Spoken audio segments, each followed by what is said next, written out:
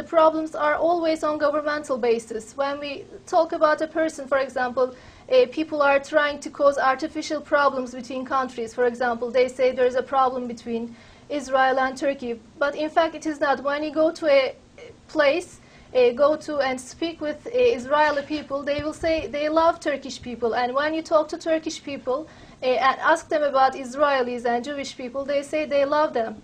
And people want to live in peace and unity with each other. And when we educate people and when they understand their religious faith and their backgrounds and their common points, so it will be a very good position to make it, because it is very, very easy to unite, and it is very easy to learn the common beliefs between religions and civilizations. But it is difficult to point out the differences. But there is no need to point out the differences, but to find the common beliefs and to join together with the believers and all the people all around the world. You are a most active figure in interreligious understanding and cooperation, and having worked for this purpose for decades, and we benefited from your works highly. How would you describe the progress, what have been achieved in these few decades, according to you?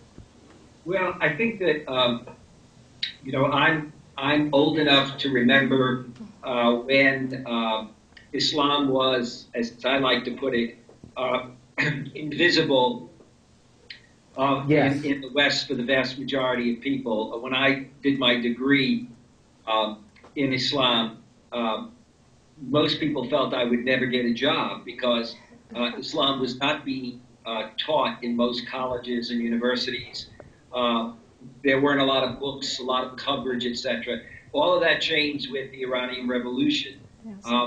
Now, what that meant post-Iran and with all the events that have occurred, on the one hand, the good news is there's far more coverage of Islam in terms of our schools, our colleges, our universities.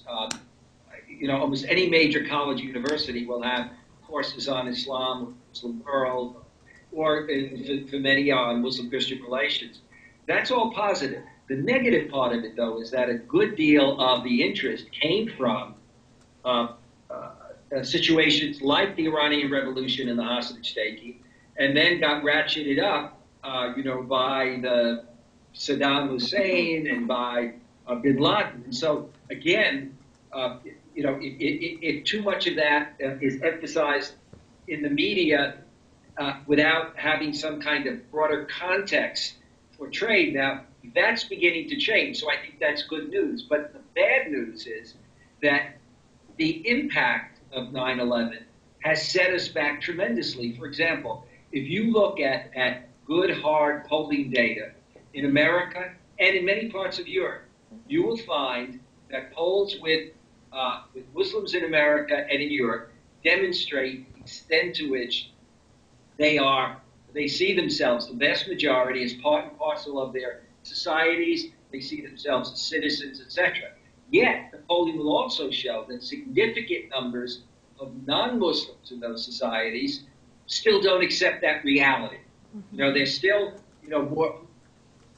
The tendency is still, of course, to continue to be traumatized by the violence that has occurred, the threat of future violence, and to allow that to overshadow the events. And I think that's why the work that I do, that we do at our center, the work that you're doing with your program, and many other such projects become so very, very critical. But I think one does not want to underestimate the fact that a real shift took place post 9/11, and that is that the shift tended to then fall to the favor of those who want to say and to promote all kinds of combative, negative attitudes about Muslims.